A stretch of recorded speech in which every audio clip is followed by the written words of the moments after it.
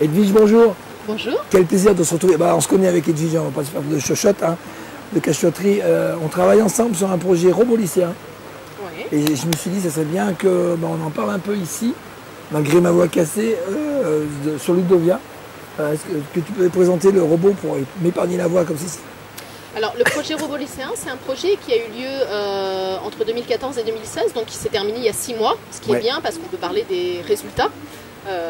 De ce qui en découle.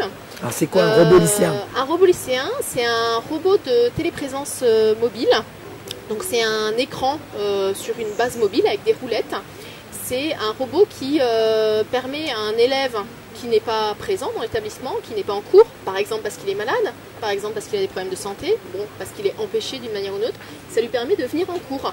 Grâce à ce robot, il se connecte chez lui avec son ordinateur, sa webcam, un petit micro éventuellement. Il se connecte au robot et le robot, lui, est dans l'établissement, dans la classe, dans les couloirs, dans le CDI, à la cantine, où on veut, et il vient en cours à la place de l'élève. C'est une sorte d'avatar avec des roulettes. Ouais, alors il n'est pas très robot, à savoir qu'il n'a pas beaucoup d'intelligence embarquée, il n'a pas beaucoup de pouvoir décisionnel, c'est plus un Skype à roulette.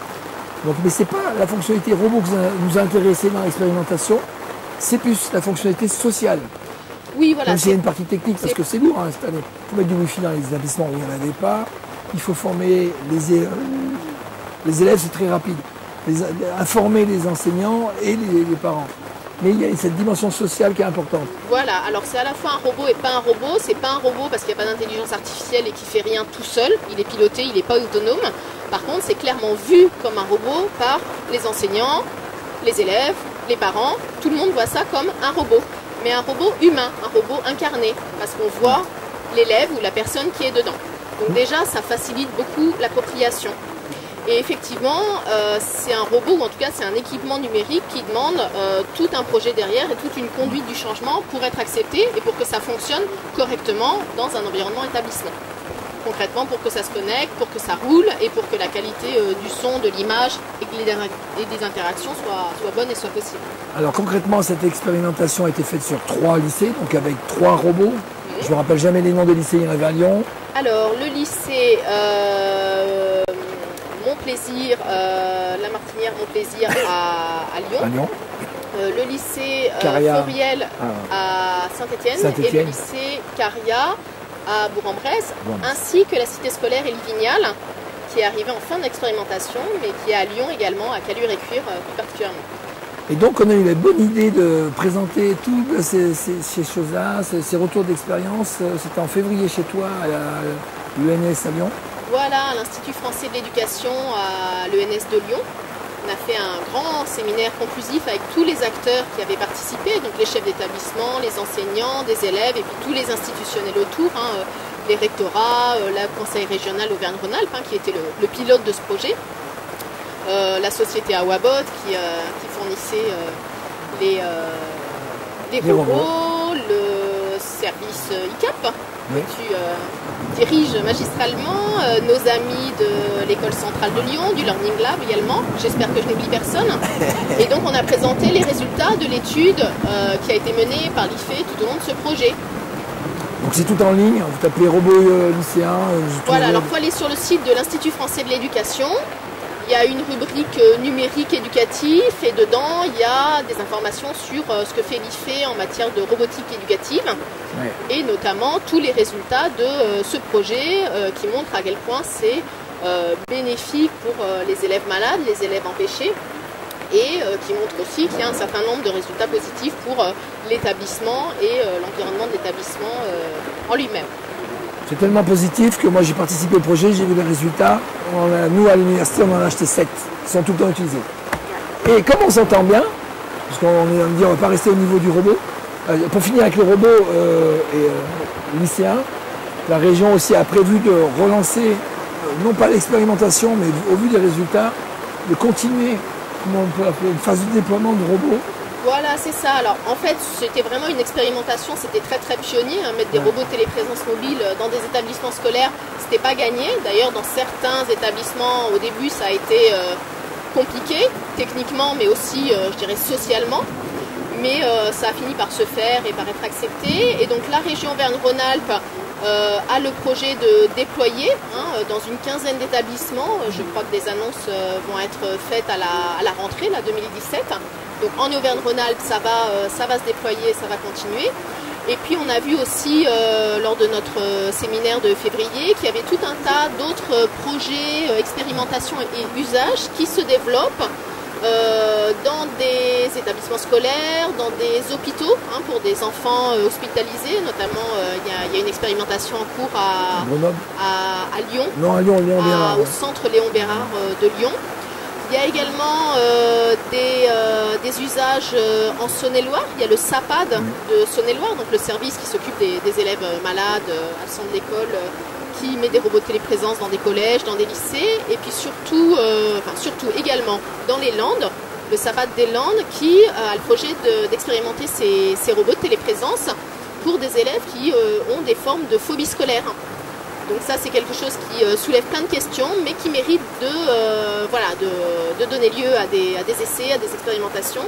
Est-ce que ces robots de téléprésence peuvent aider des élèves en phobie scolaire à petit à petit revenir dans leur établissement, accepter de revenir en classe?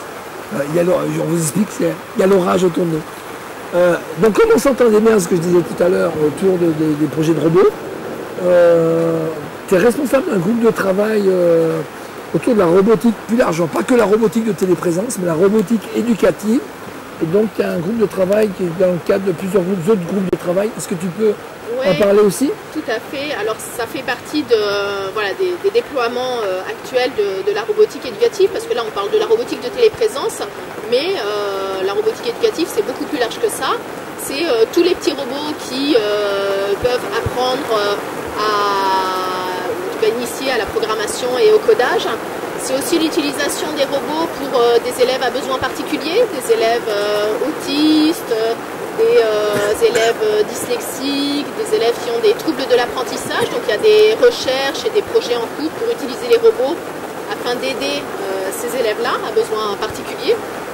Et puis il y a aussi toutes sortes de compétitions robotiques, de clubs robotiques, etc. Ouais. Donc on voit que la robotique éducative se développe vraiment très vite, partout en France et à l'international également. Et on a mis en place un groupe de travail à la demande du ministère, de la direction du numérique éducatif, qui va traiter plus largement des objets connectés dans l'environnement scolaire et de leur impact sur les espaces d'apprentissage, sur la forme scolaire, en quoi les objets connectés impactent, modifient les conditions d'apprentissage et l'environnement de travail et d'apprentissage dans l'établissement scolaire.